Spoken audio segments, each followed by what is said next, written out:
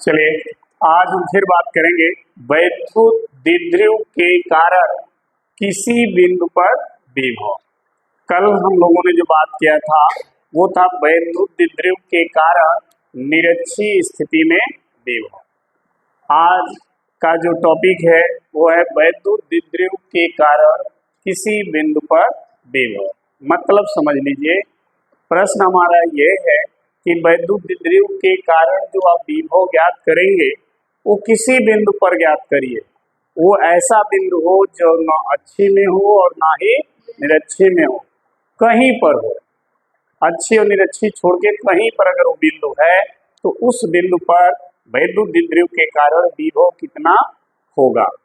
तो देखिए, अक्षीय तो हमने पढ़ लिया, निरक्षीय पढ़ लिया, अब किसी बिंदु पे समझ लीजिए। इसके लिए हम सबसे पहले क्या करेंगे, एक वैद्युत द्विध्रुव बनाएंगे।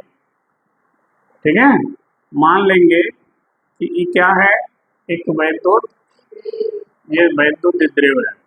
समझना ध्यान से, वैद्युत द्विध्रुव का जो एक सिरा है, एक ध्रुव जो है वो निगेटिव चार्जेड है, मतलब इसमें निगेटिव आवेश है, और दूसरे ध्रुव पर जो है पॉजिटिव आवेश है।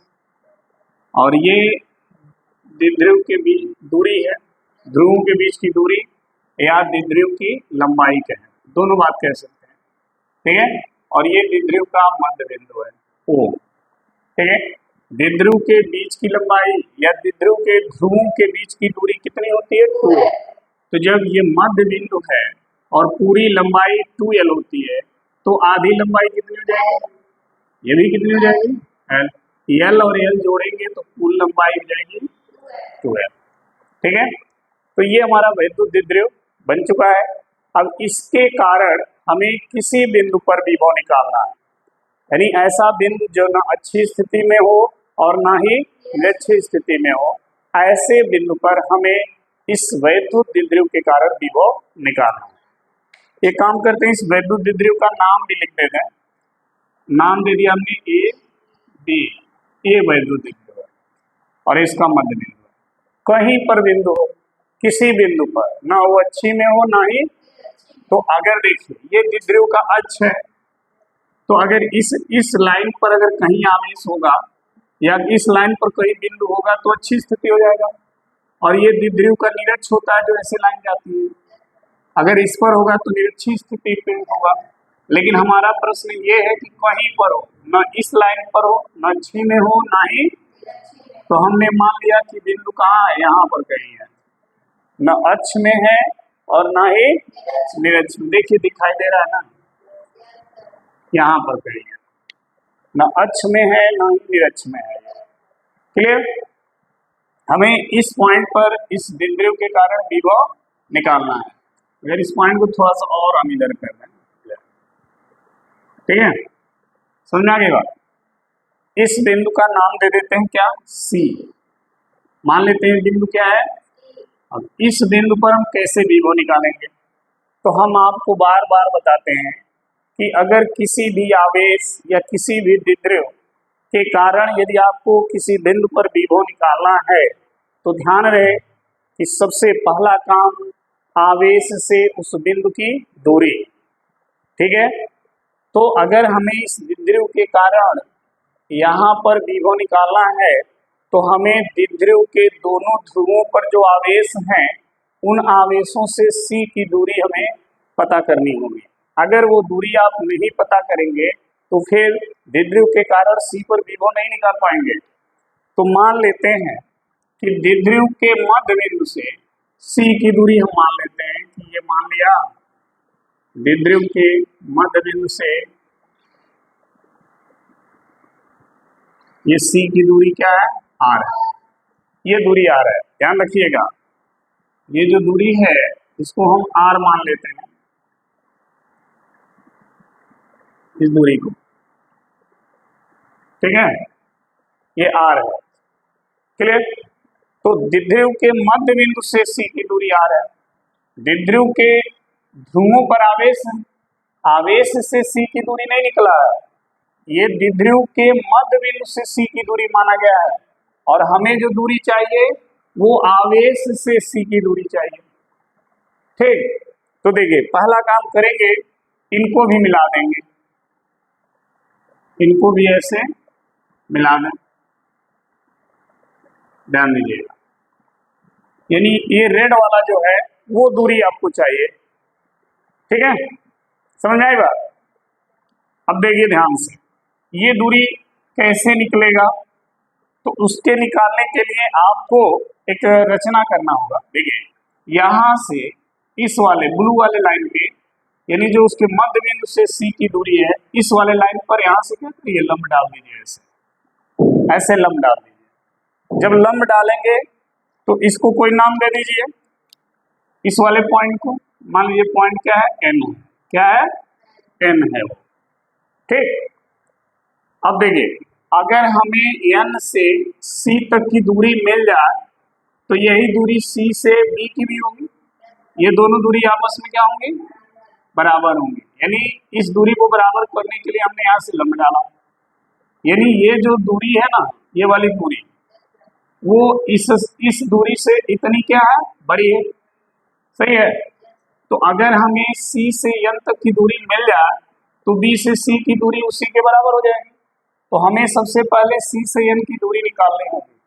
सी से एन तक की दूरी देखिए निकलेगा कैसे, मान लीजिए ये वाला एंगल क्या है, थीटा है।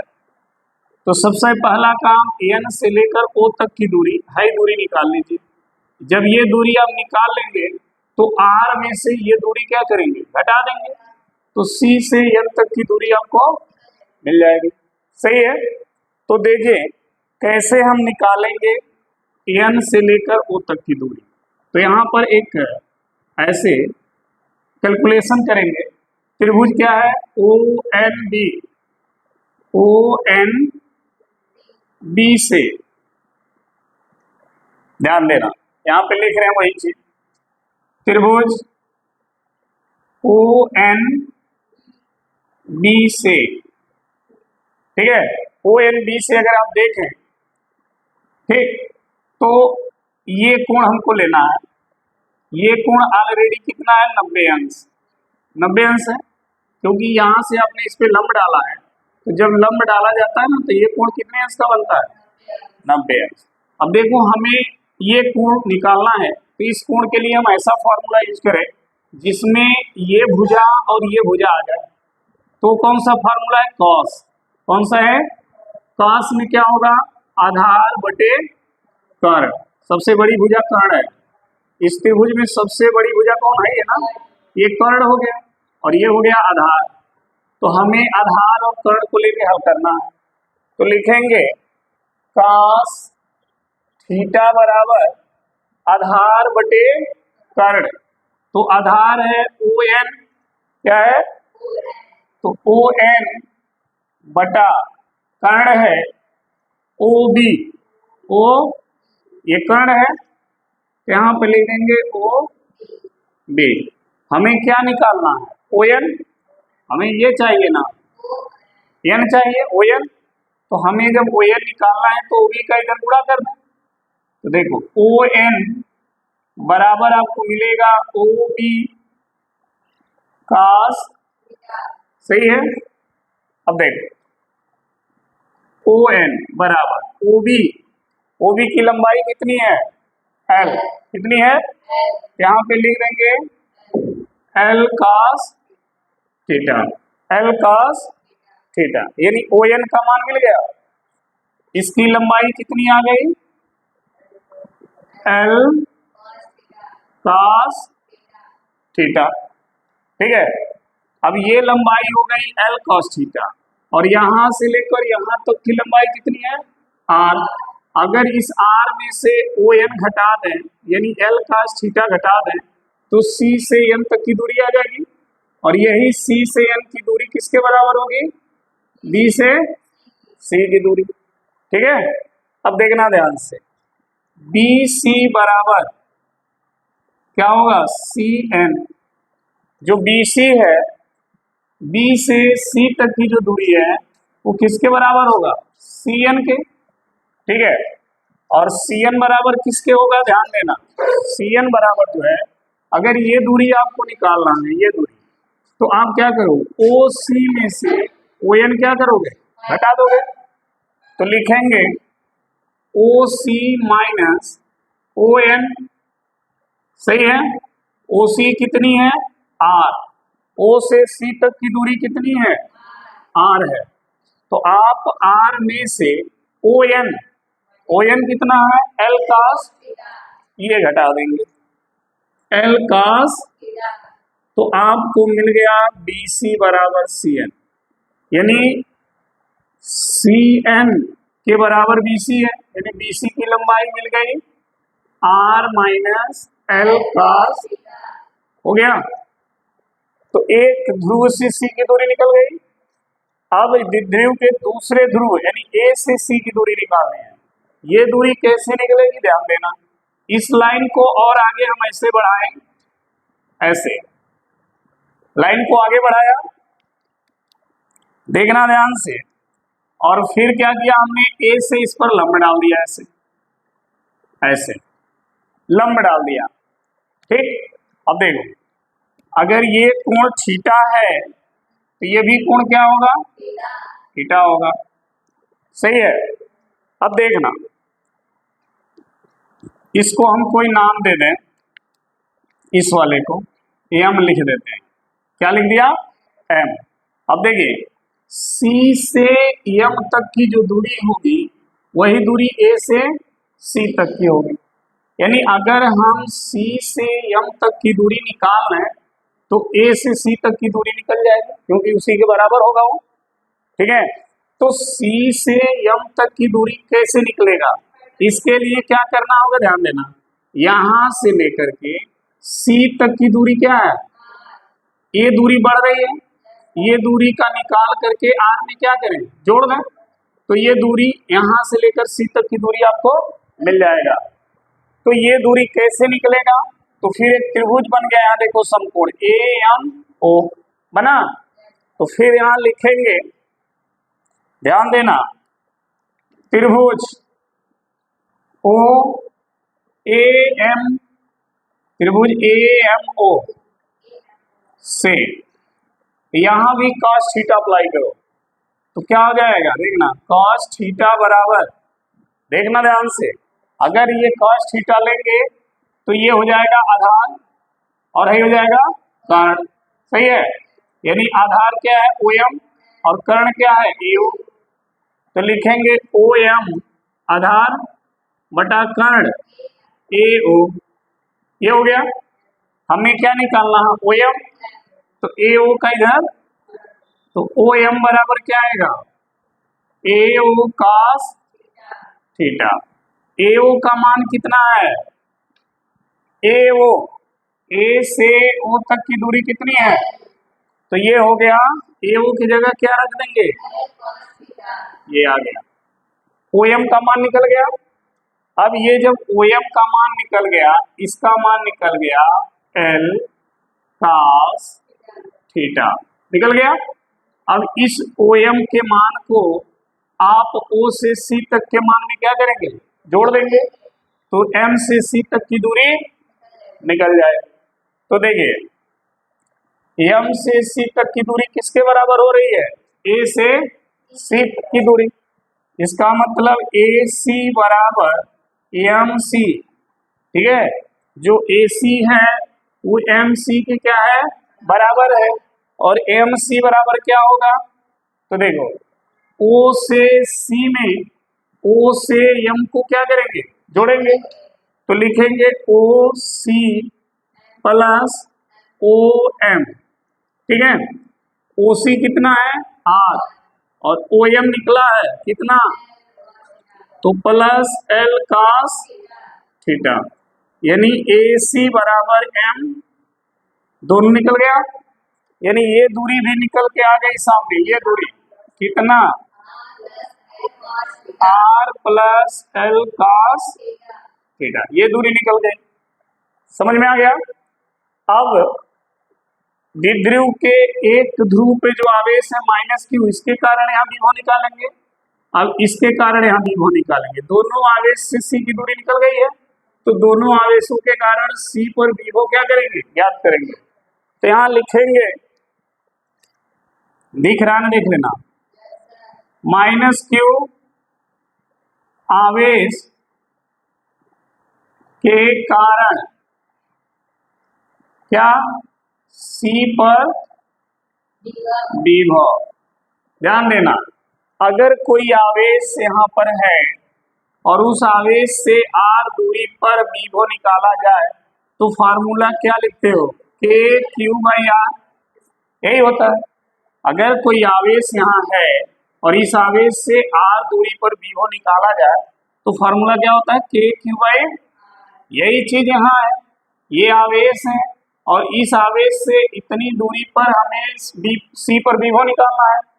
तो करना क्या होगा, जो दूरी यहाँ r थी तो हमने r लिखा, यहाँ पे दूरी क्या है, तो इसी की जगह लिख देना r प्लस, लेकिन ध्यान रहे किस आवेश के कारण, तो विभव निगेटिव होगा, सही है ना।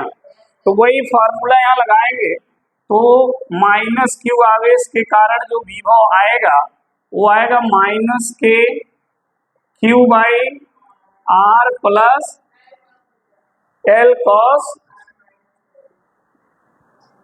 हो गया, माइनस क्यू से सी की दूरी प्लस में है ना, तो ये हो गया R plus L cos theta. अब सोचिए इसी तरह से प्लस क्यू के कारण निकाले तो लिखेंगे प्लस क्यू आवेश के कारण C पर विभव, तो हो जाएगा V प्लस क्यू, विभव पॉजिटिव होगा, यहाँ भी फार्मूला वही लगेगा, बस दूरी बदल जाएगी, R माइनस, देखो प्लस क्यू से C की दूरी क्या है, प्लस क्यू से C की दूरी क्या है, तो हमने R की जगह लिख दिया R L minus cos theta. अब देखिए C पर कुल विभव कितना होगा, तो जब बात आती है कि C पर कुल विभव ज्ञात कीजिए तो देखिए बिंदु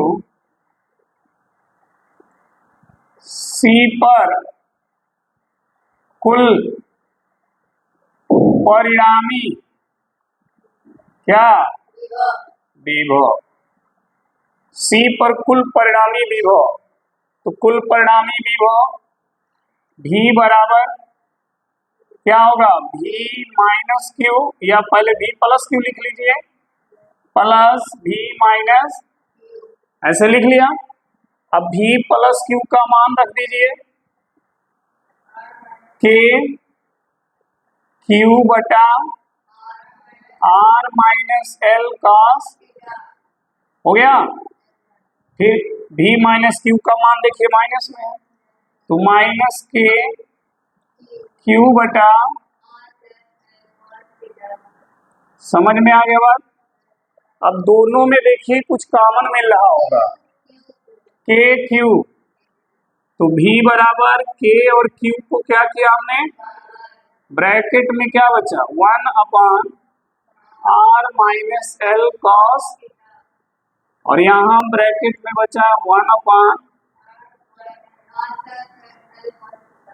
हो गया, सही है। देखिए V बराबर के क्यू, के यहाँ पे तिर्यक गुणा कर लीजिए ऐसे, तो R plus L cos theta का 1 में जब मल्टीप्लाई करेंगे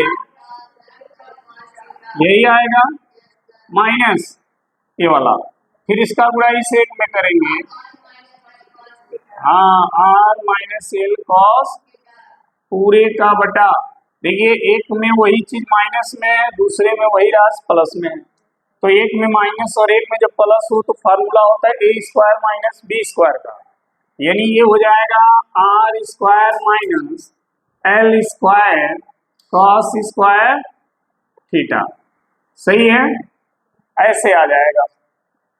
देखना ध्यान से, भी बराबर हो जाएगा के क्यू, ब्रैकेट में देखो R plus L cos theta, यहाँ पर देखो माइनस का जब अंदर गुणा करोगे तो हो जाएगा माइनस आर, और माइनस का अंदर गुणा हो जाएगा प्लस एल कॉस, और नीचे हो गया R square minus L square, ये हो गया। अब देखना प्लस आर और माइनस आर कट जाएगा, तो बचा क्या देखना, K Q L cos theta और L cos theta 2l cos plus हो गया बटा नीचे हो गया R square minus L square cos square theta. सही है। चलिए अब आगे देखिए, इसके आगे आप समझिएगा भी बराबर के, और ये जो Q है उसको 2l के साथ लिख दीजिए क्योंकि गुणा करेंगे ना ऊपर, तो क्या आएगा Q इंटू 2l, ये आएगा बटा आर स्क्वायर माइनस ऐसे आएगा। क्योंकि सब कोई जानता है कि जो P है वो किसके बराबर होता है, यही होता है ना, इसको क्या बोलते हैं, द्विध्रुव आघूर्ण। ये P द्विध्रुव आघूर्ण है तो इसके जगह क्या रख देंगे, P।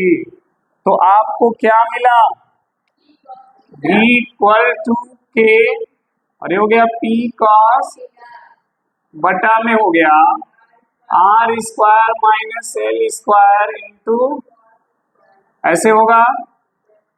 क्लियर। चलिए अब देखिए, अब इसमें समझो चूंकि L जो है, L देखो ये लंबाई L है, L जो है इस R की तुलना में क्या है, छोटा है। यहाँ लिखेंगे चूंकि L लेस देन मतलब डबल लेस का मतलब होता है बहुत छोटा, यानी L R से बहुत क्या है, तो इसका स्क्वायर क्या होगा, बहुत छोटा होगा। इसलिए L square cos square theta को क्या करेंगे, छोड़ देंगे, जीरो नहीं मानेंगे, ध्यान रखना, छोड़ दिए। तो जब हम इसको छोड़ देंगे तो आपके पास क्या बचा, V equal to K P cos theta बटा आर स्क्वायर, ये बचेगा। समझ में आई बात। वैद्युत द्विध्रुव के कारण अगर किसी बिंदु पर आप विभव निकालेंगे तो उसका फार्मूला होगा V equal to K P cos theta by R square. ये इसका फॉर्मूला हो गया किसी बिंदु पर विभव का। अगर ये बिंदु मान लीजिए अच्छी स्थिति में है, ध्यान देना। अब इसके आगे देखते हैं, यदि C, कौन सी, बिंदु C, यदि बिंदु C कहाँ हो, अच्छी स्थिति में हो, अच्छी स्थिति में हो, तो अच्छी स्थिति में अगर C होगा, ध्यान देना, अगर C अच्छी स्थिति में हो मतलब, ध्यान देना, इधर कहीं पर अगर C है, ये अच्छी स्थिति है, अगर यहाँ पर ये C यहाँ पर हो तो थीटा बनेगा, नहीं बनेगा, थीटा क्या हो जाएगा, जीरो। क्या हो जाएगा, जीरो। तो यदि बिंदु C अच्छी स्थिति में है, ये यहाँ पर आ जाए तो ही बनेगा, तो थीटा क्या हो जाएगा, और कास जीरो का मान क्या होता है, तो भाई एक कास जो थीटा यहाँ लिखे हैं इसका मान हो गया, तो बचा गया के P बाई आर। आप पढ़ेंगे अच्छी स्थिति में विभव, तो देखिए यही फार्मूला आया होगा, नहीं लीजिए, किसी आवेश वैद्युत द्विध्रुव के कारण अच्छी स्थिति में विभव, यही सूत्र है ना। चलिए अगर सपोज करिए, ध्यान दीजिए कि ये बिंदु C यहाँ न होकर के ये जो मध्य बिंदु यहाँ से जो लंबवत लाइन जा रही है जिसको निरक्ष कहते हैं, अगर ये C वहां पर हो, इस पॉइंट पर हो, मतलब समझना C इस तरह लाइन जो जाती है इसको निरक्ष कहते हैं। तो अगर ये C मान लो इस पॉइंट पर है तो ये थीटा कितना डिग्री बन जाएगा? 90 डिग्री। थीटा कितना हो जाएगा? 90 डिग्री। तो आगे देखते हैं, लिखेंगे यदि बिंदु C कहाँ हो? निरक्षीय स्थिति में हो। निरक्षीय स्थिति में हो। तो जब निरक्षीय स्थिति में होगा तो थीटा क्या बना? 90 डिग्री। और आपको पता है कि cos 90 की वैल्यू, तो अगर यहाँ पर 0 रख दें, cos थीटा, थीटा की जगह 90 रखेंगे तो cos 90 होगा और cos 90 की वैल्यू तो है 0 होगा, और 0 का गुणा करेंगे तो विभव क्या आएगा? 0। अरे भाई 0 हो गया नहीं cos, तो 0 में है के पी आर स्क्वायर का गुणा करोगे क्या आएगा? 0, क्योंकि 0 में किसी का भी गुणा करोगे क्या आता है? तो देखो आप ये भी कल पढ़े थे, वैद्युत द्विध्रुव के कारण निरक्षीय स्थिति में विभव क्या आता है? तो यहाँ भी देखो 0 आ गया। अच्छी स्थिति में ये होता है, निरक्षीय स्थिति में होता है। तो वैद्युत द्विध्रुव के कारण अगर किसी बिंदु पर आप विभव निकालते हैं तो उसका फॉर्मूला ये हो गया। अगर इसी से आप अच्छी निरक्षीय जानना चाहते हैं तो अच्छी के कंडीशन में थीटा 0 हो जा रहा है। देखो मतलब इस पॉइंट में जब ये बिंदु इस जगह आ जाएगा तो है थीटा बने करेगा, तो थीटा क्या हो जाएगा? थीटा 0 का मतलब cos 0, थीटा जगह 0 रखोगे तो cos 0 हो जाएगा। cos 0 का मान तो ये 1 हो गया। अब 1 में इन सबका गुणा करेंगे तो यही राशि आएगा। लेकिन अगर यही बिंदु C अच्छी में न होकर के इस तरह से निरक्षीय में हो तो थीटा कितना डिग्री बना? तो थीटा की जगह 90 रख देंगे तो हो जाएगा cos 90। cos 90 का मान, तो जब 0 यहाँ रखोगे तो पूरा क्या हो जाएगा? तो वैद्युत विभव 0 हो जाएगा। तो अगर आपसे कोई प्रश्न करे कि वैद्युत द्विध्रुव के कारण किसी बिंदु पर विभव निकालिए, तो सबसे पहले आप क्या करेंगे? वैद्युत द्विध्रुव लेंगे, और वैद्युत द्विध्रुव के कारण आपको जो विभव निकालना हो किसी बिंदु पर निकालना है। किसी बिंदु का मतलब कि वह बिंदु न तो अच्छी में हो ना ही दोनों स्थिति में ना हो, कहीं और हो। तो हमने क्या किया? न अच्छी में बिंदु लिया न निरक्षी में।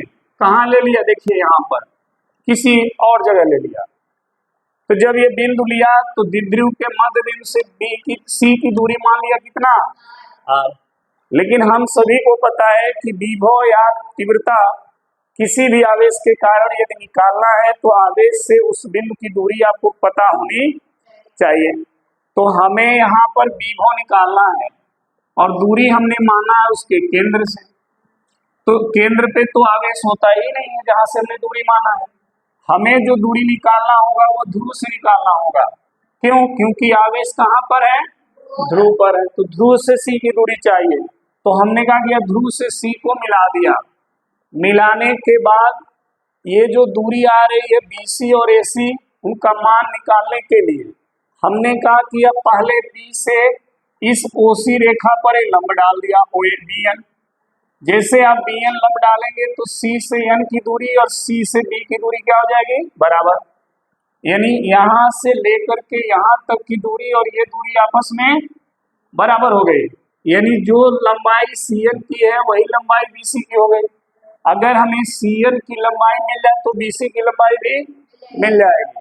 तो हमने CN की लंबाई ज्ञात करने के लिए क्या किया? ये जो त्रिभुज है यहाँ पर ट्रिग्नोमेट्रिक फंक्शन लगा दिया। कौन सा? cos। cos का जब फॉर्मूला लगाएंगे तो cos क्या करता है? आधार बटे, तो ये है आधार और ये है, तो ON बटा क्या हो गया? OB। ठीक, तो ON बराबर हो जाएगा OB cos थीटा। देखिए लिखा है सर, ठीक है, कैसे कैसे निकाला गया। तो हमने ON का मान निकाला L cos। अब इस O से C तक का जो मान है दूरी O से C तक, उसमें से O से N के मान को क्या किया? घटा दिया। तो C से N की दूरी कितना? R minus L cos theta. फिर A से C की दूरी हमने निकाला। कैसे निकाला? तो जो C से O तक की लंबाई है ना, उसी रेखा को आगे बढ़ाया और A से क्या किया? लंब डाल दिया। लंब डाला तो जो लंबाई AC की है वही लंबाई MC की होगी। तो M से C तक की लंबाई निकालने के लिए हमें O से C तक की लंबाई में है क्या करना होगा, तो पहले इसकी लंबाई निकालो, इसकी लंबाई फिर ट्रिग्नोमेट्रिक फंक्शन cos का फॉर्मूला अप्लाई किया तो क्या आया, आधार बटे, तो आधार है OM और OM का मान क्या आया, देखिए निकाला गया L cos थीटा। अब O से C की लंबाई में O से M क्या किया, तो M से C की लंबाई निकल गई और M से C की लंबाई किसके बराबर है, तो AC की लंबाई निकल गई। देखिए लिखा होगा, तो दोनों ध्रुवों से C की दूरी निकल गई। अब सीधा फार्मूला आप अप्लाई कर दीजिए, V इक्वल टू के क्यू बाई आर, फार्मूला लगाया, माइनस क्यू के कारण C पर वही फार्मूला लगाया, चूंकि आवेश माइनस है तो विभव माइनस में रहेगा, के क्यू बाई आर। यहाँ पर दूरी क्या है, R plus L cos theta है, तो R की जगह हमने L प्लस। अब देखना आगे, अब इसी तरह से अगर हम प्लस क्यू के कारण C पर विभव निकालें तो बस दूरी बदल जाएगी, क्या हो जाएगी, तो बस उसके जगह हमने क्या रख दिया। अब देखिए यहाँ पर आवेश माइनस था तो विभव माइनस, यहाँ पर आवेश प्लस है तो विभव, अब दोनों आप विभव निकाल दिए, दोनों ध्रुव अपना अपना विभव C पर निकाल दिए, तो C पर कुल विभव कितना हो गया, तो दोनों विभव को हमने क्या किया, जोड़ा। जोड़ने के लिए सभी जो विभव है उनके मान को उसके चिन्ह के साथ हमने क्या किया, रख दिया। रखने के बाद जो जो कॉमन मिला कॉमन कर लिया, बाकी सबको ब्रैकेट में लिखा। ब्रैकेट में रखने के बाद इस तरह से क्रॉस मल्टीप्लाई कर दिया, क्रॉस मल्टीप्लाई किया तो ये आ गया, फिर माइनस से इसके अंदर गुणा किया तो अंदर का चिन्ह क्या होगा, बदल जाएगा, जो प्लस है वो माइनस, जो माइनस है वो प्लस हो जाएगा। तो हमने माइनस से गुणा करके ये बनाया, फिर माइनस आर प्लस आर को काट दिया, L cos theta, L cos theta क्या हो गया, 2L cos थीटा। फिर देखिए वो चीज हमने नीचे लिख दिया। अब Q का 2L के साथ गुणा कर दिया तो मिल गया Q 2L cos थीटा, नीचे वाला टर्म देखिए वैसे ही आ रहा है। अब P बराबर होता है Q इंटू 2L, तो यहाँ पर हमने P रख दिया तो हो गया P cos थीटा। जबकि सब कोई जानता है कि L जो है R की तुलना में क्या है, बहुत छोटा है, तो उसका स्क्वायर और छोटा होगा, इसलिए L स्क्वायर cos थीटा को हमने छोड़ दिया तो बच गया R स्क्वायर। तो इस वैद्युत द्विध्रुव के कारण किसी बिंदु यानी C पर विभव इतना हो गया। अगर वो C अच्छी स्थिति में होगा तो थीटा क्या बन जाएगा, जीरो। थीटा जीरो होगा तो का जीरो का मान है, तो ये 1 हो जाएगा, तो आपके पास V बराबर के पी बाई आर स्क्वायर हो जाएगा। यही अच्छी स्थिति का फार्मूला है। लेकिन अगर बिंदु निरक्षी में है इस पोजीशन में यहाँ पर, तो थीटा 90 डिग्री बन जाएगा और cos 90 की वैल्यू, तो cos 90 की वैल्यू जब जीरो इस फार्मूला में रखेंगे तो पूरा क्या हो जाएगा, तो निरक्षी स्थिति विभव जीरो होता है। ठीक है, तो वैद्युत द्विध्रुव के कारण किसी बिंदु पर अगर विभव निकालना है तो ये पूरा उसका प्रोसेस है। समझ में आ गई बात, किसी को कहीं पर कोई डाउट, ठीक, तो इसको नोट कर लीजिए, फिर मिलेंगे कल, तब तक के लिए धन्यवाद।